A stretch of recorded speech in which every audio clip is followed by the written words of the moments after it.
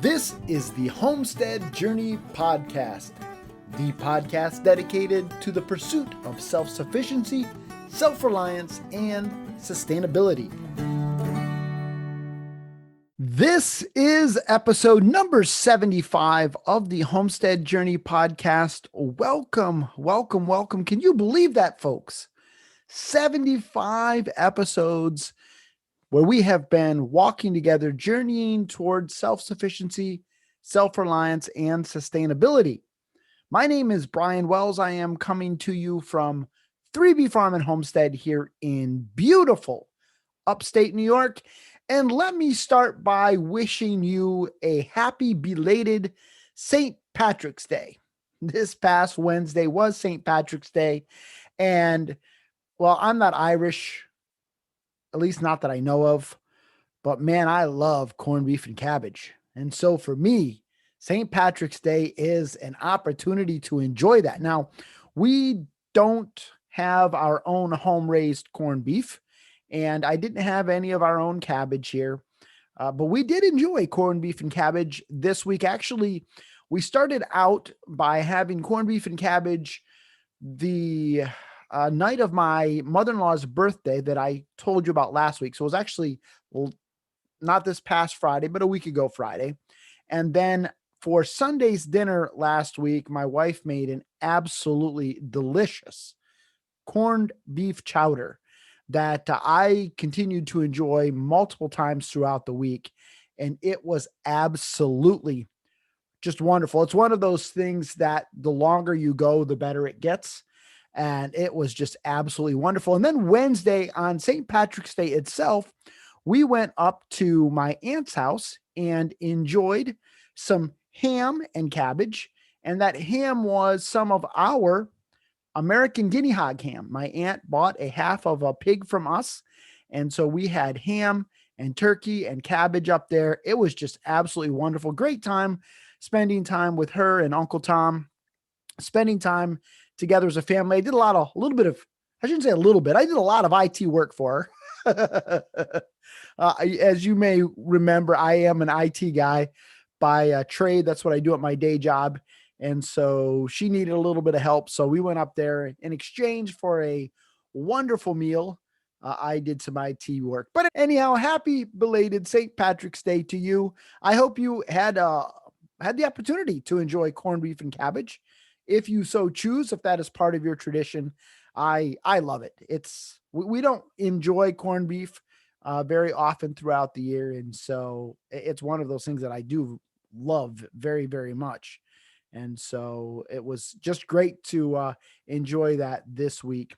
Anyhow, enough about that. You didn't come here to hear about my meals, I don't think. So let's head on over to this week's Homestead happenings, and I will bring you up to speed with what we've been doing here on 3B Farm and Homestead.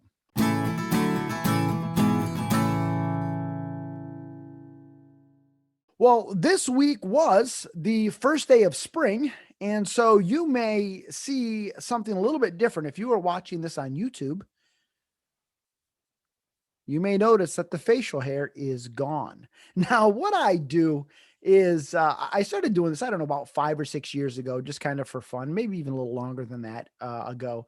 I started going out a mustache for Movember. Now, if you're not familiar with Movember, Movember is kind of a holiday that hipsters put together to grow out mustaches, or there's also No Shember, No Shave November, but it's an opportunity to raise awareness for men's health issues like prostate cancer and so forth. And so in support of that, I started growing out a handlebar mustache, and then I've kind of played around with it. And in some years I've done a Van Dyke where it's the mustache and the goatee. And this year was kind of along that same line, although I didn't style it too much this year because, well, what's the point? You have a mask on most of the time anyhow.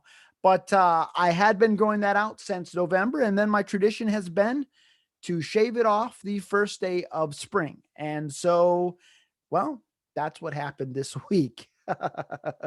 The facial hair has been put away until the fall. Speaking of putting things away until the fall, we're kind of turning the page here in upstate New York. And so we've kind of turned the page from ski season to gardening season and those kinds of things. And so the ski gear got packed away and really started getting after some of the homesteading related things, those spring chores, so to speak. Now, we did get an email this week from the hatchery from which I ordered our meat birds. And so one of those spring chores was to clean out our mobile coop that doubles as a brooder and then move it and get that ready for the chicks. If you follow us on Instagram or Facebook, and if you don't, why not? You will have seen that I did spend a good part of yesterday doing that, and we have that mobile coop situated. I've got the electricity run over there. We've got the Ohio brooders in there. I just need to get a couple of bags of shavings, and we're ready to rock and roll. We're ready for some baby chicks. By way of an update with regards to our master bedroom mold issue, this week I discovered a little bit more mold in one of our closets. It was a little bit of mold that got overlooked, and so I had to remediate that myself.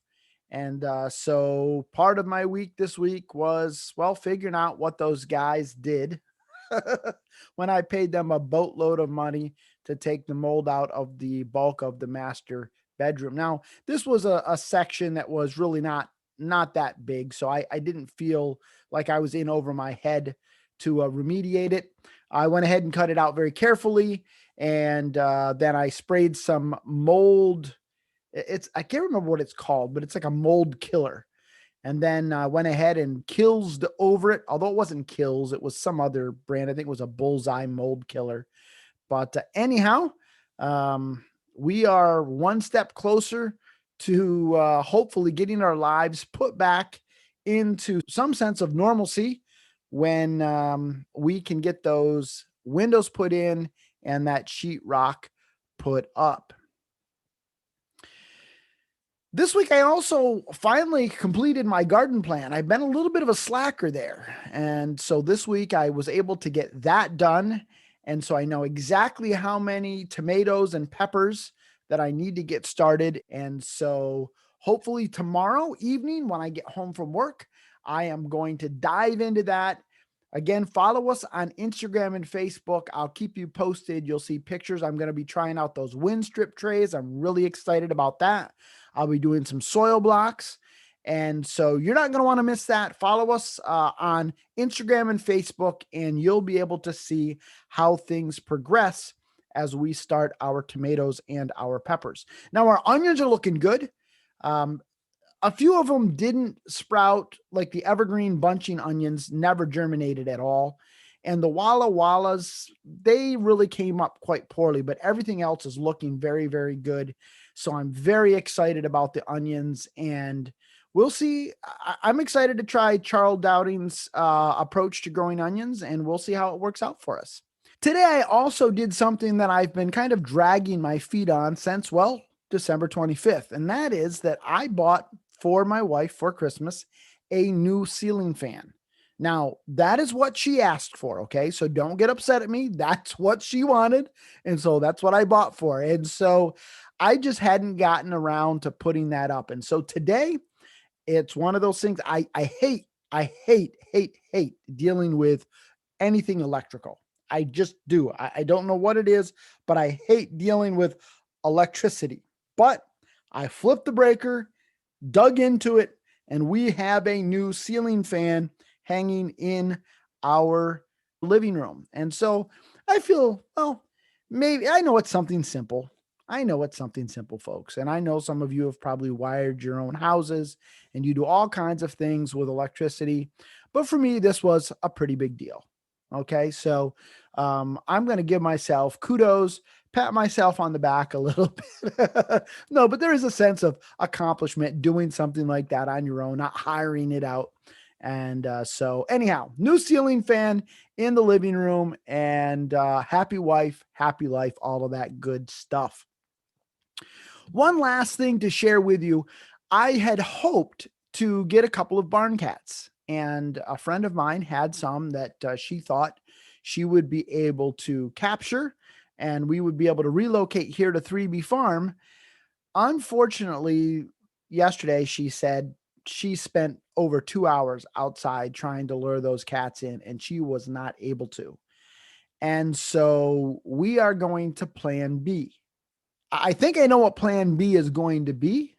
And if plan B works out, I will have a great update for you next week. But we'll see. I need some barn cats here. I'm starting to see, I'm not sure if it's chipmunks or if it's rats. I'm starting to see some evidence of some stuff around the feed bin out in the shed. And so I need some cats. Let's deal with these rats or rodents or chipmunks or whatever it is. But I'm on the warpath after what they did to the wiring in the master bedroom. Anyhow, that's what we've been doing here on 3B Farm and Homestead. Things are warming up here. It was an absolutely gorgeous day here on the homestead today. My son and I actually went down to the ski area to drop off the set of skis that he had used this season. And he just kept remarking the whole way, Dad, it's so beautiful. Oh, I love spring. Spring is just my favorite time of the year. And well, I guess I can't argue with him. Can you? All right. Before we head on over to this week's Charting the Course, if you are interested in supporting the show, you can do so in a number of different ways. If you haven't already, I would really appreciate it if you would leave me a review on iTunes or your favorite podcast platform. Leave me a review, a rating, whatever they allow for it. And that really helps other people find the show. Secondly, if you could share the show with your friends, your family members, people that you think might find it of interest, I would greatly appreciate that as well. Also, if you haven't already, head on over to our website, thehomesteadjourney.net/shop. There you'll find a link to our t-shirt store where you can find plenty of our fabulous designs, as well as links to our Amazon affiliate site. Not only are these products that we use here on 3B Farm and Homestead, but they're products that we think you might find helpful on your journey towards self-sufficiency, self-reliance, and sustainability. So head on over to thehomesteadjourney.net/shop, and there you'll find links to tools and books and all kinds of homestead gizmos and gadgets. thehomesteadjourney.net/shop.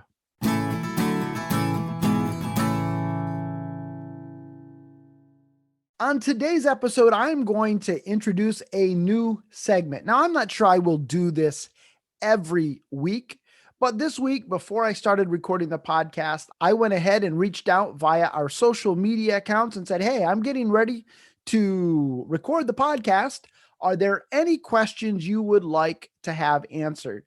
And so again, folks, follow us on Facebook, on Instagram. It's a great way for you to get your questions answered if you follow us there. So I actually had 2 questions come in that I'm going to at least attempt to answer today. The first one comes from Bridget, and she asked, how do you keep deer from eating your garden? Well, that's a great question, Bridget. And I wish I had a foolproof answer for you. I will tell you some of the things that I've heard about, some of the things that I've tried. One of the big things that you will hear about are deer repellents, and you can buy commercial ones, but there are also homemade concoctions that people will tell you about. Concoctions that include eggs and vinegar and hot pepper, and yes, even urine. So if you want to pee in a bottle and then sprinkle it around your garden, see how that works out for you. Let me know, okay? Now, some people also swear by taking human hair and putting it in pantyhose and hanging it around the garden. Other people use Irish Spring soap and hang it around the garden, and they swear by that. None of those things have really worked well for me. Now, I haven't done the urine thing around the garden, but I tried some homemade concoctions. I tried using the Irish Spring soap, and the deer still came and munched on my garden. Other people will say, well, use old CDs. CDs are getting harder and harder to find. Other people will say use pie plates, the disposable aluminum pie plates, and the rattle of those is supposed to scare off the deer. But what most people suggest is using some type of fencing. Now, some people will use electric fencing, some people will use woven wire fencing. What I used last year, and it really, really seemed to work well, is what is called a two-tiered fence. Now, a two-tiered fence is just that. It is two levels of fencing. On the inner level of fencing, what I did is I drove in T-posts and I put polywire at about, I think it was 18 inches, 36 inches, and 52 inches. And then I came off of that out away from the garden another 3 or 4 feet, and I put another strand of poly wire at about 18 inches in height. Now, the idea behind this, the theory behind this is that it creates kind of a three-dimensional type fence in the deer's eyes, and they're really not sure how to get over it. Because if you just have a single layer of fence, well, a deer can jump over 8 feet high. And so you would need a fairly tall fence in order to ensure that deer aren't going to get into it. But this way, I had success with it, or at least maybe they just got bored with my garden. I don't know. But at 18, 36, 52 inches on the inside of the fence, and then I came out off of it about 3 or 4 feet, and I ran another strand of poly wire at 18 inches. I didn't electrify it, and it seemed to work well. So try that, see if that works well for you, or pee in a bottle and sprinkle it around and let me know how you make out.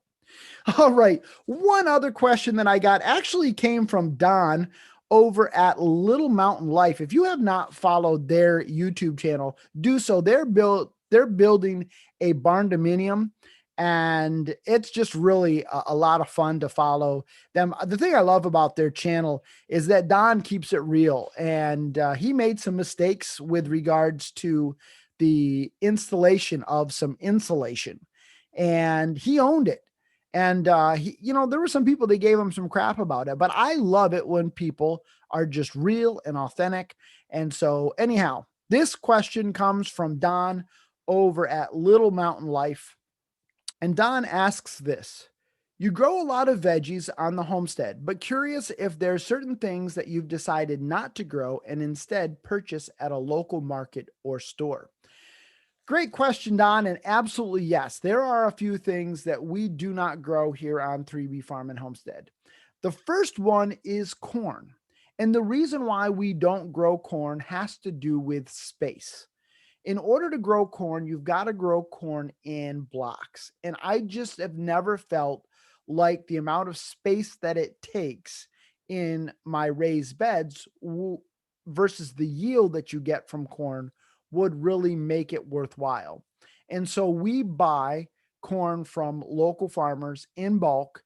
And then what we do is we cut it off the cob, freeze it, because I prefer it frozen. I don't really care for canned corn. And so that's just what we choose to do. Another thing that we do not grow a lot of here on our homestead is fruit, in particular apples. Now, I did plant a few apple trees last year, but those apple trees will never really yield the amounts that I am looking for sauces and for apple slices and for apple pie filling and for apple butter. And so we do buy a lot of fruit: apples, raspberries, strawberries from local farms. And finally, we buy in things that we can't easily grow here in upstate New York. Our climate just doesn't really support things like citrus and avocados and things of that nature. But other than that, we do try to grow a lot of our own vegetables. We don't grow everything, but those are some of the things that we have chosen either not to grow here on the homestead or we cannot grow here on the homestead.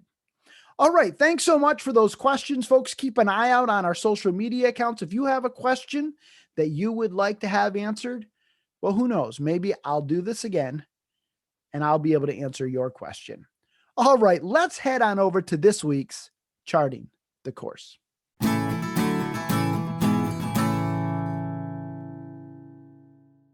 One of the things that I really try to do here on this podcast is not speak specifically to current events per se, because I really am trying to make this podcast be evergreen.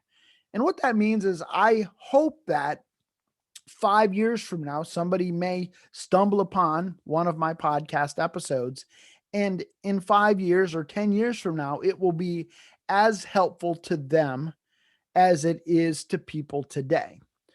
But today's episode is going to be speaking a little bit more to current events.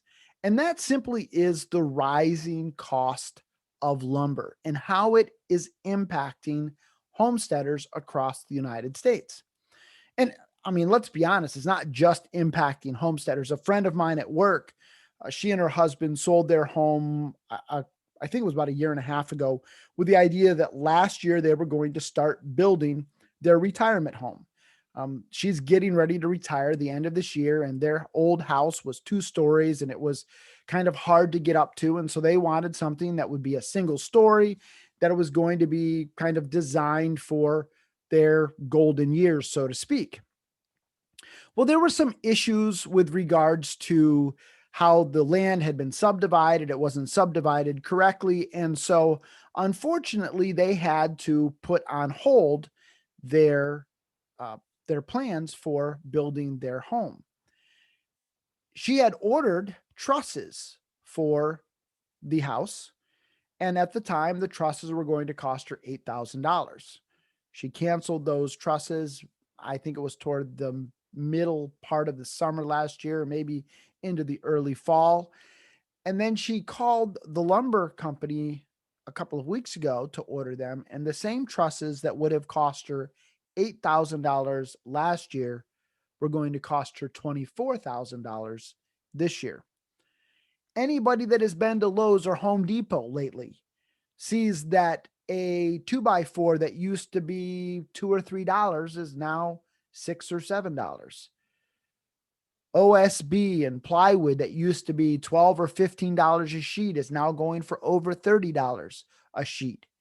And so, well, certainly for people who are building homes and those kinds of things, this is a big deal. But those of us who are homesteaders, who are looking to perhaps build a chicken coop or build a duck house or build garden beds, or, well, maybe some people are looking to build a home, you will find yourself in a quandary.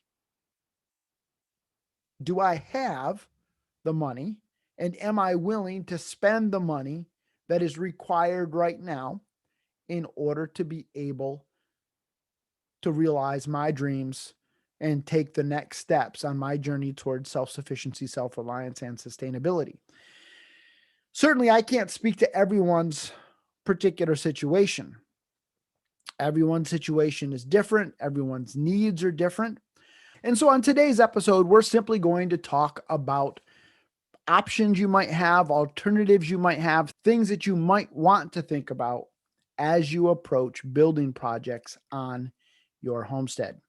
So the first thing you may want to consider is, instead of going on down to Lowe's or Home Depot or your local lumber yard, is to look and see, is there anyone in your area that sells rough cut lumber?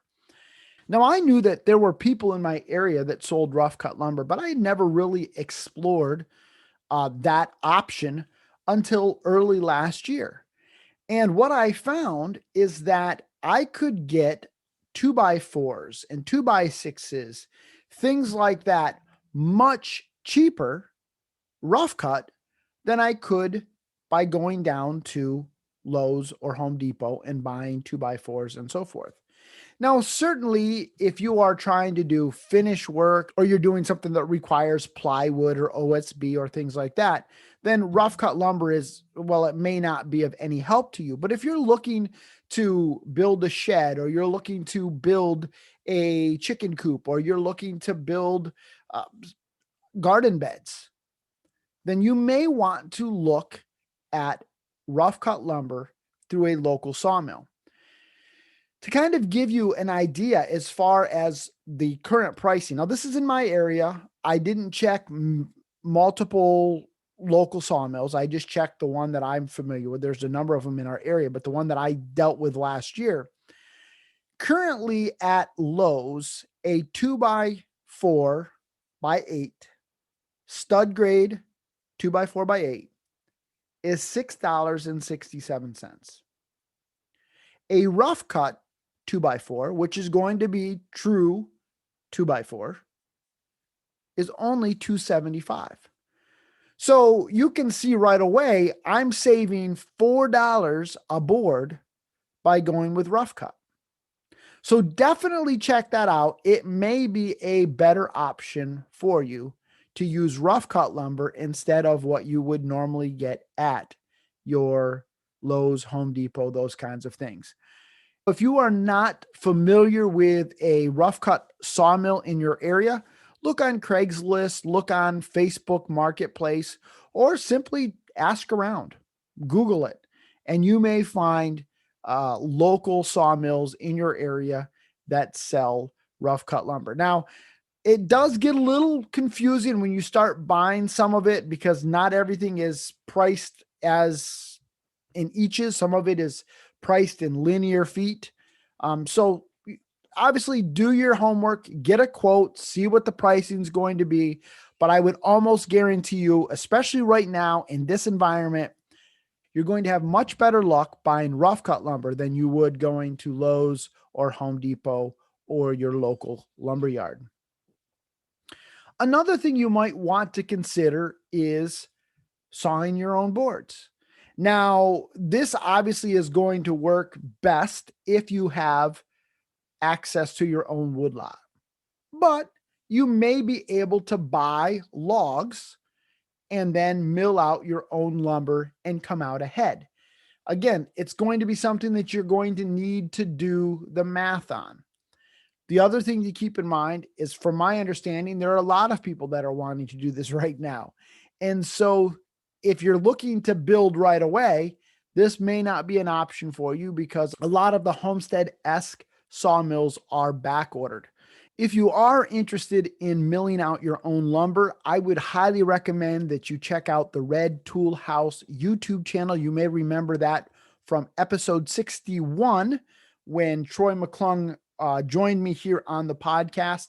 He talks a lot about milling out lumber. He does a lot of that on his homestead. And so he really would be a great resource for you. The third option may be for you to consider using other materials. So certainly this does depend on what it is that you're trying to build. If you are building a chicken coop or you're wanting to build a pig shelter, well, maybe you might need to look at using pallets or pallet lumber, or maybe building things out of tin, maybe going with a hoop house style chicken coop temporarily. But you just may have to get creative. Another thing you might want to consider is looking on Facebook Marketplace or on Craigslist and see if you can find something that you can repurpose. So I saw today on one of the homesteading sites where somebody found a child's playhouse and they're going to repurpose it into a duck house. So you may just have to get a little bit more creative this year. Now, if you're trying to build a pig shelter and you're thinking about alternative materials to do that, you might want to go back and check out episode 50, where I talk about what kind of pig shelter should you build. And in fact, you may want to jump over to our YouTube channel and watch it there as I show you the different types of pig shelters we have here on our farm and how we built them. And most of them were built using scraps and things that we had laying around. So you might want to just simply check that out, but you just may need to get creative and in the short term, use other materials instead of going out and buying lumber to build things. Your fourth option may simply be to delay. And I know that's something that is very frustrating for us because we have plans, we have goals, we have ambitions, but sometimes the best course of action is to switch your course of action. And you are the only one that's going to be able to determine this. But sometimes the best thing you can do is just wait. At the end of the day, you're the one that knows your financial situation. And if this is going to put you in a heap of debt, then maybe you need to switch gears. And instead of building that beautiful, grand, glorious chicken coop that you had your heart set on, Maybe this year you say, well, I'm going to scale back, maybe not have as many chickens. Maybe I won't even get into chickens this year. And instead, I'm going to focus on my garden, or I'm going to focus on keeping bees, or I'm going to focus on learning how to can. Maybe what you're going to need to do is delay your project or switch gears and then revisit this at a later date when hopefully lumber prices come down to something reasonable. Finally, your option is to pay the price. If you feel very strongly about moving forward with this project, whatever the project is, then you've just got to pony up the cash. You're going to have to suck it up, Buttercup. and just pay the piper. And there's certainly nothing wrong with that. Again, you know whether the need is pressing or whether it isn't. Let me give you some examples of some of the things that we were going to do here on our homestead this year that I am delaying. First of all, I had hoped to build a grape arbor, and I was going to kind of build a little bit of kind of a deck, and it was going to be really, really nice, kind of a pagoda type thing. I don't need it that bad. I want to do it out of pressure treated lumber. I don't want to do it out of rough cut. And so I'm just going to delay that project. Another thing that I had hoped to do this year was to put a deck on the back of our house, potentially upgrading it to a 3-season room. I'm not going to even entertain that thought this year. We'll put it off till next year. We've lived this long without it. We can get along without it another year. For you, maybe what you're hoping to accomplish is something that, well, you bought raw land and you've got to do some of these things. You know your situation better than I do. Maybe rough cut is going to be the best thing for you. Maybe milling out your own boards is going to be a good option for you. Maybe switching gears and using other materials. So maybe instead of stick building your house, you may want to take a page out of Don and Natalie's book over at Little Mountain Life and do a barn dominium. And most of that is going to be built out of metal. You may simply want to delay, like I'm going to, or you may want to suck it up, Buttercup, and pay the piper. Again, at the end of the day, you know your financial situation best. You know your needs best. But hopefully some of these ideas will help you on your journey towards self-sufficiency, self-reliance, and sustainability. Folks, that is it for this week. I hope you have enjoyed this. If you have any questions or comments, reach out to me, Brian, at thehomesteadjourney.net. I would be more than happy to have a conversation with you and point you in the right direction if I can. I will be including links to Little Mountain Life and Red Tool House in the show notes, so check the show notes out for those. As always, the music on this episode was provided by audionautics.com, so a big shout out to them. And until next time, everybody, keep up the good work.